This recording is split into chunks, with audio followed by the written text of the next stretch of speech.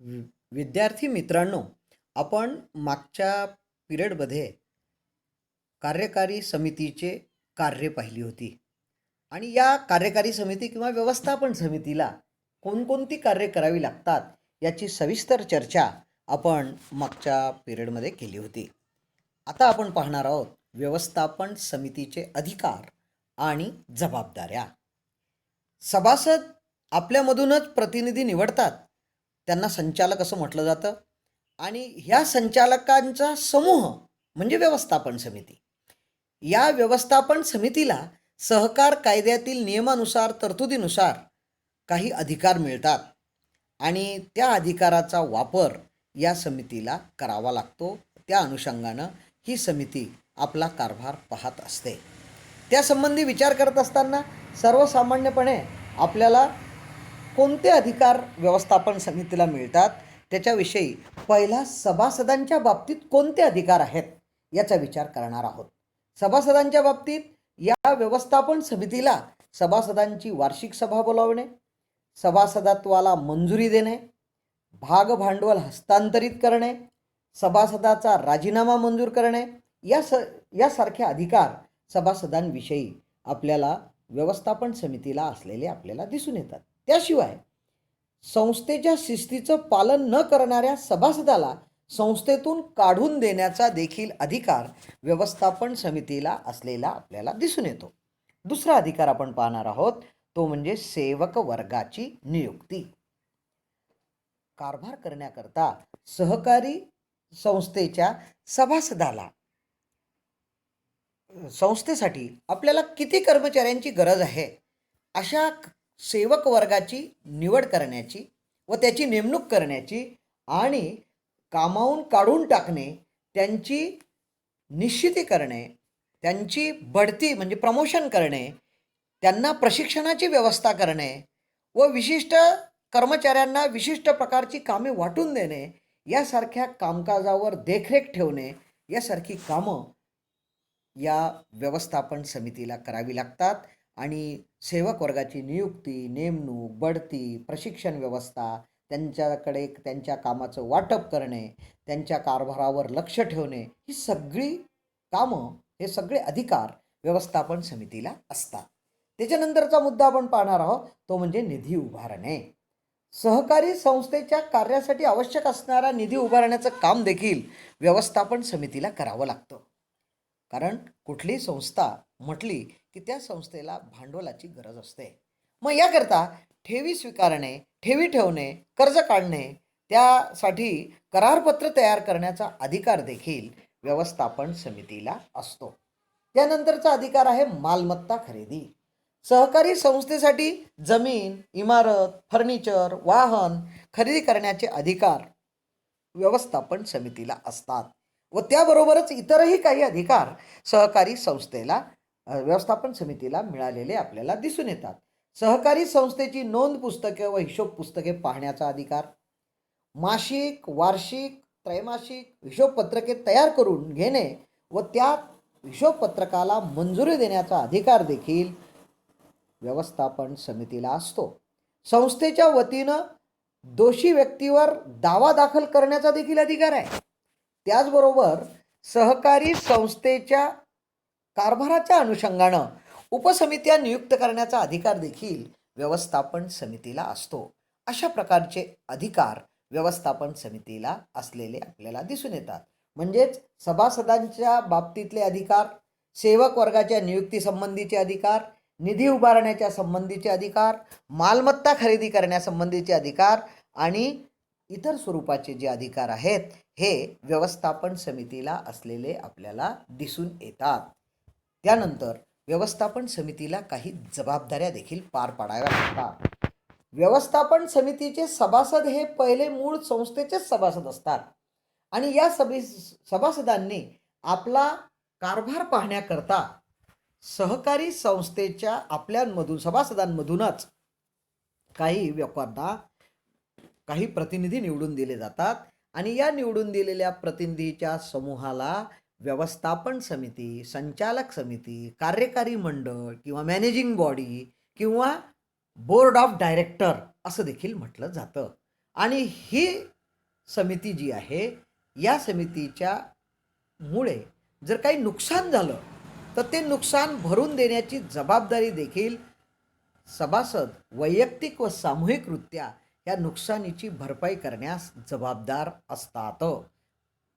सामान्यपणे व्यवस्थापन समितीच्या जबाबदाऱ्या ह्या खालीलप्रमाणे आपल्याला सांगता येतील की सहकारी समितीच्या व्यवस्थापन समितीचा सभासद म्हणून दाखल झालेल्या दिनांकापासून 15 दिवसाच्या आत सहकार कायद्याने निश्चित केलेल्या विहित नमुन्यात समितीच्या सर्व सभासदांनी काम करण्यास तयार आहोत असं पत्र संस्थेकडे दिले पाहिजे. दुसरी जबाबदारी कोणची आहे? व्यवस्थापन समितीच्या सभासदांनी संस्थेचं काम निस्वार्थीपणे व प्रामाणिकपणे केलं पाहिजे.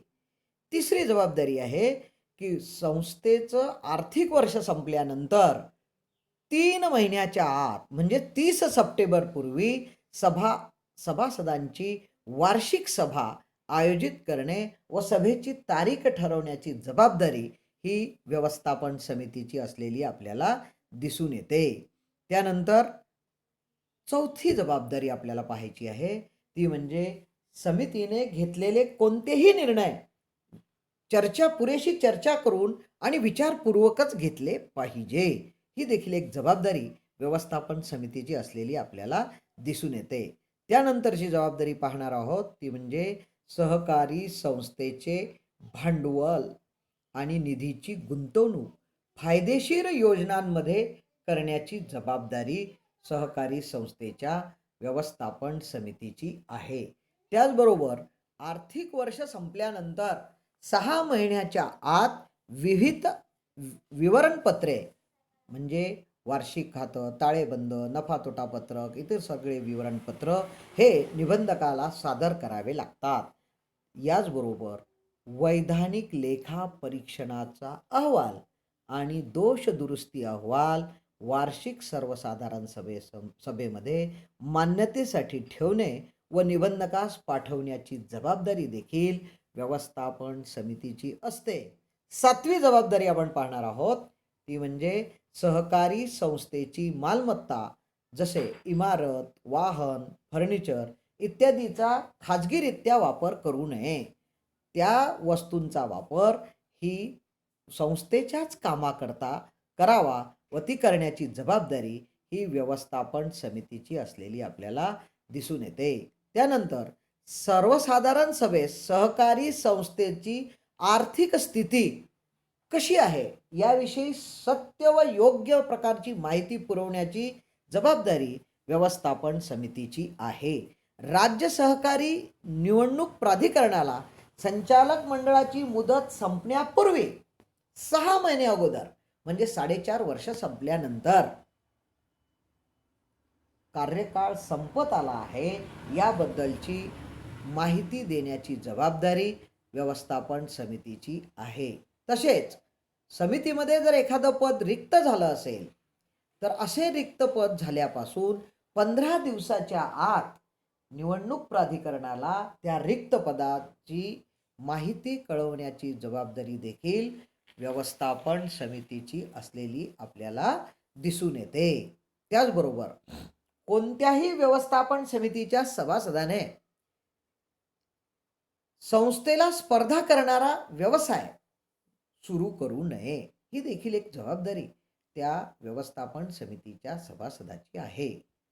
आणि त्याचबरोबर संस्थेला जर काही मालमत्ता खरेदी करायची असेल तर ती मालमत्ता योग्य किंवा वाजवी किमतीमध्ये खरेदी करण्याची जबाबदारी देखील सहकारी संस्थेच्या व्यवस्थापन समितीची आहे.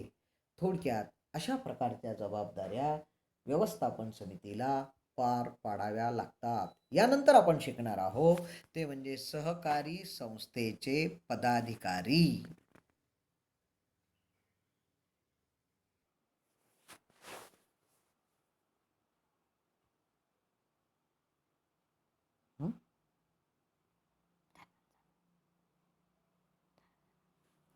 यानंतर आपण सहकारी संस्थेचे जे पदाधिकारी आहेत त्यांच्याविषयी माहिती पाहणार आहोत.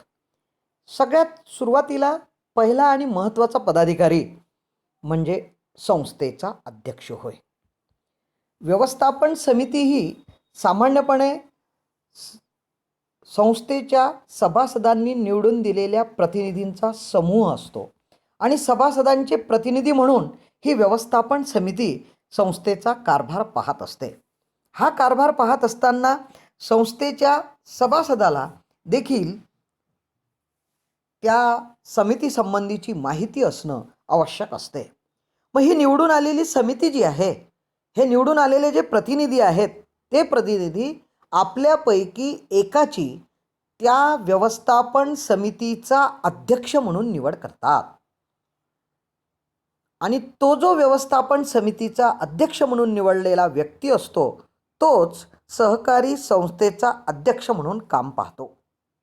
सामान्यपणे या व्यवस्थापन समितीच्या अध्यक्षाला खालील स्वरूपाची कार्ये पाहावी लागतात, पार पाडावी लागतात. सामान्यपणे पहिलं कार्य आहे दैनंदिन कामकाज पाहणे. संस्थेच्या दैनंदिन कामकाजाकडे लक्ष देण्याचं काम संस्थेच्या अध्यक्षाला करावं लागतं.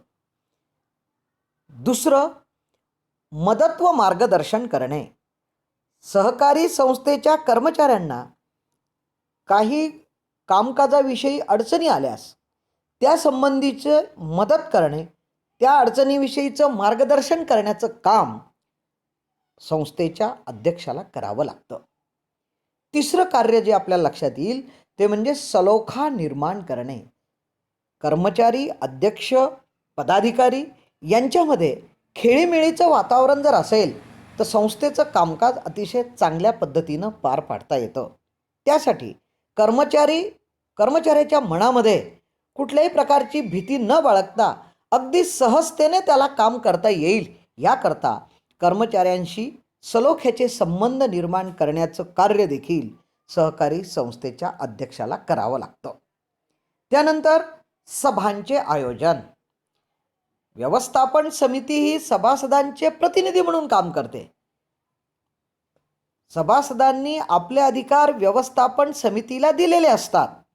मग अशा वेळी वेळोवेळी निर्णय घेताना निरनिराळ्या प्रकारच्या सभांचं आयोजन करावं लागतं. मग सभाचं आयोजन करण्याचं कार्य देखील व्यवस्थापन समितीच्या सभासदाला करावं लागतं. व्यवस्थापन समितीचे सभांचं आयोजन झालं गेलं का? सभांचं आयोजन झालं की त्या सभा कशा पद्धतीने घ्यायच्या, सभेमध्ये कोणते विषय चर्चेला घ्यायचे, सभेची कार्यक्रम पत्रिका तयार करणे, सचिवाच्या मदतीने सभेचे विषय ठरवणे आणि कार्यक्रम पत्रिका करून सभेच्या तारखा निश्चित करण्याचं कार्य देखील सहकारी संस्थेच्या अध्यक्षाला करावं लागतं. आणि सभा बोलावल्यानंतर त्या सभेचं संचालन करणे, सभा नियंत्रित करण्याचं काम सहकारी संस्थेच्या अध्यक्षाला करावं लागतं. आणि केलेलं कामकाज हे आपल्या नियंत्रणाखाली, मार्गदर्शनाखाली योग्य व निपक्षपातीपणे सभेचं कामकाज चालवण्याचं कार्य देखील सभेच्या अध्यक्षाला करावं लागतं. अध्यक्षाला जसे कार्य करावं लागतं त्याचबरोबर हे कार्य करण्यासाठी अध्यक्षाला काही अधिकार देखील देण्यात आलेले असतात. हे अधिकार आपण या स्क्रीनवर आपल्याला दिसतात. त्यातला पहिला अधिकार पहा. पहिल्या अधिकारामध्ये म्हटलेलं आहे दैनंदिन कामकाजाबाबतचे अधिकार. अध्यक्षाचे अधिकार आपण पाहत आहोत. दैनंदिन कामकाजाबाबतचे अधिकार. सहकारी संस्थेचे दैनंदिन कामकाज हे सहकारी संस्थेच्या कायद्यानुसार चालते किंवा नाही, सहकारी संस्थेच्या पोटनियमानुसार चालते किंवा नाही, हे पाहण्याचा अधिकार सहकारी संस्थेच्या अध्यक्षाला असतो.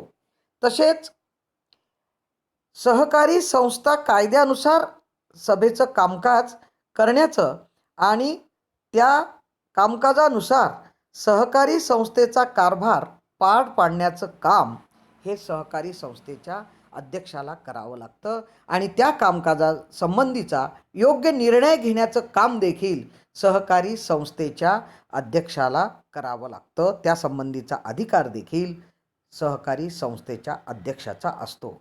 सर्व अधिकारी व कर्मचाऱ्यांवर नियंत्रण ठेवण्याचा अधिकार देखील सहकारी संस्थेच्या अध्यक्षाला असलेला आपल्याला दिसून येतो. दुसरा अधिकार आपण पाहणार आहोत तो म्हणजे कागदपत्रावर सह्या करणे.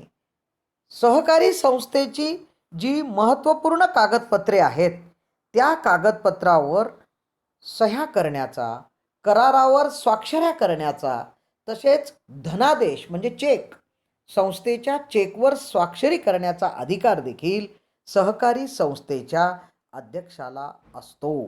त्याच्यानंतरचा तिसरा आपण पाहिला संस्थेचे हिशोब ठेवण्याचा अधिकार, हिशोब पाहण्याचा अधिकार. सहकारी संस्था योग्य प्रकारे काम करते आणि संस्थेचा प्रमुख या नात्यानं संस्थेच्या अध्यक्षाला हिशोब पुस्तकावर आणि त्यातील बारीक नोंदींवर बारकाईने लक्ष ठेवावं लागतं आणि योग्य वेळी ती तपासणीसाठी मागण्याचा देखील अधिकार सहकारी संस्थेच्या अध्यक्षाला असलेला आपल्याला दिसून येतो. त्यानंतरचा चौथा अधिकार आपण पाहत आहोत तो म्हणजे कामचुकार कर्मचाऱ्यांवर कारवाई. जे कर्मचारी योग्य पद्धतीनं काम करत नाहीत, कामामध्ये टाळाटाळ करतात, हलगर्जीपणा करतात, अशा कर्मचाऱ्यांना योग्य प्रकारे नियंत्रित करणे, त्यांच्याकडून काम करण्याची त्यांना समज देणे आणि वारंवार जर ते टाळाटाळ करत असतील तर कामचुकार कर्मचाऱ्यांवर कारवाई करण्याचा अधिकार देखील अध्यक्षाला असतो. वेळप्रसंगी त्याला कामावून काढून टाकण्याचा अधिकार देखील व्यवस्थापन समितीच्या अध्यक्षाला असतो. त्याच्यानंतरचा आपण अधिकार पाहणार आहोत ते म्हणजे सभाबाबतचे अधिकार. सहकारी संस्थेची सभा केव्हा घ्यायची या संबंधीचा अधिकार हा सहकारी संस्थेच्या पोटनियमानुसार सभेचं आयोजन झालं पाहिजे आणि पोटनियमानुसारच आयोजन करण्याचा अधिकार अध्यक्षाला असतो.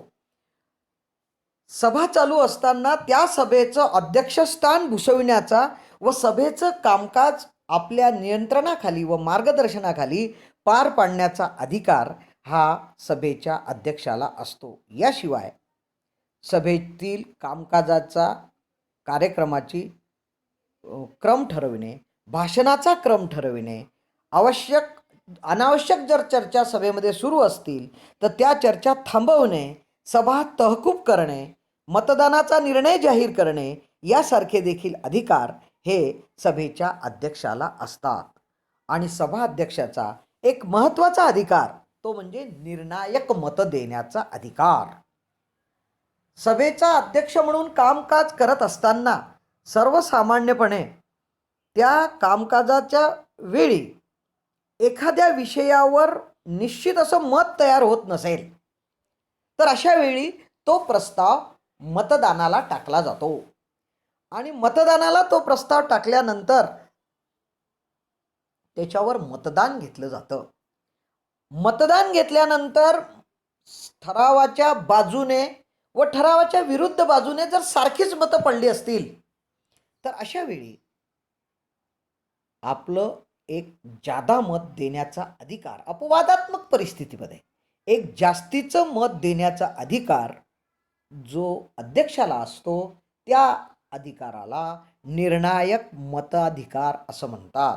असं एक निर्णायक मत देण्याचा अधिकार हा सभेच्या अध्यक्षाला असतो. जेव्हा दोन्ही बाजूने समान मतं पडले असतील त्याच वेळी संस्थेच्या व सभासदाच्या हिताच्या दृष्टीने अध्यक्ष आपल्या निर्णायक मताचा वापर करू शकतो.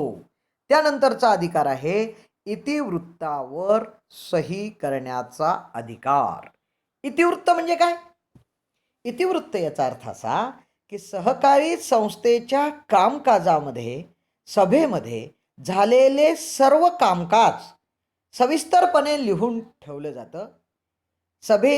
सभेमध्ये झालेल्या सर्व कामकाजासंबंधीची माहिती म्हणजेच इतिवृत्त.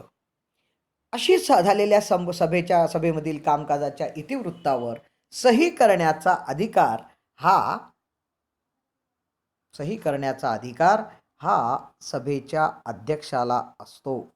थोडक्यात सभा संपल्यानंतर सचिवाने हे इतिवृत्त तयार केलेलं असतं आणि त्या इतिवृत्तावर अध्यक्षाची सही झाल्याशिवाय ते इतिवृत्त अधिकृत समजलं जात नाही. म्हणून इतिवृत्तावर सही करण्याचा अधिकार हा अध्यक्षाला असतो आणि अशा स्वरूपाचे अधिकार संस्थेच्या अध्यक्षाला पार पाडावे लागतात.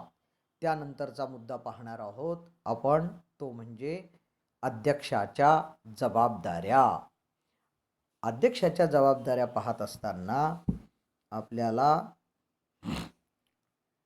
अध्यक्ष हा संचालक मंडळाला जबाबदार असतो आणि त्या जबाबदाऱ्या आपल्याला विचारात घेत असताना नियंत्रण. संस्थेचा अध्यक्ष हा व्यवस्थापन समितीचा प्रमुख आहे आणि त्यामुळे व्यवस्थापन समितीवर नियंत्रण ठेवण्याची जबाबदारी ही संस्थेच्या अध्यक्षाची असते. त्याचबरोबर आवश्यक तेव्हा व्यवस्थापन समितीला मार्गदर्शन करणे ही देखील जबाबदारी अध्यक्षाची असलेली आपल्याला दिसून येते. बऱ्याच वेळा संस्थेचे दैनंदिन कामकाज पाहताना अध्यक्षाला काही निर्णय हे तातडीनं घ्यावे लागतात. अशा निर्णय घेतल्यानंतर त्या निर्णयाची नंतर मान्यता घ्यावी लागते, ज्याला आपण कार्योत्तर मान्यता असं म्हणतो. ती घेण्याची देखील जबाबदारी ही अध्यक्षाची असलेली आपल्याला दिसून येते. तिसरी जबाबदारी आपण पाहणार आहोत ते म्हणजे दैनंदिन कामकाज पाहत असताना कार्यालयीन कामकाज, अधिकारी, कर्मचारी यांच्यामध्ये समन्वय व सुसंवाद राखण्याची जबाबदारी अध्यक्षाला पार पाडावी लागते. तसेच संस्थेचे सभासद, संचालक मंडळ आणि पदाधिकारी यांच्यासोबत देखील सुसंवाद ठेवण्याची जबाबदारी ही अध्यक्षाची असते. आणि नंतर चौथी जबाबदारी आपण पाहणार आहोत ती म्हणजे सभाबाबतची जबाबदारी. संस्थेमध्ये होणाऱ्या प्रत्येक सभेचे अध्यक्षस्थान भूषवणे आणि सहकारी संस्थेच्या सभा, सहकार कायदा व संस्थेचे पोटनियम यानुसार शांततेनं व नियमानुसार पार पाडण्याची जबाबदारी ही अध्यक्षावर असते. सभेमध्ये प्रत्येक सभासदाला पुरेशी संधी देऊन संस्थेचं कामकाज निपक्षपाती व प्रामाणिकपणे चालवण्याची जबाबदारी अध्यक्षाची असते. तसेच महत्त्वाच्या कागदपत्रावर सह्या करण्याची जबाबदारी ही देखील जबाबदारी अध्यक्षाची असलेली आपल्याला दिसून येते. कार्यालयाचा प्रमुख या नात्यानं अध्यक्ष हा महत्त्वाच्या कागदपत्रांवर, दस्तऐवजावर, करारावर सह्या करण्याची जबाबदारी त्याला पार पाडावी लागते. इत्यादी प्रकारच्या जबाबदाऱ्या ह्या सहकारी संस्थेच्या अध्यक्षाला पार पाडाव्या लागतात. यानंतर आपण उद्याच्या पिरियडमध्ये उपाध्यक्ष म्हणजे काय आणि सचिव म्हणजे काय याविषयी मार्गदर्शन करणार आहोत आणि त्यासंबंधीची माहिती पाहणार आहोत.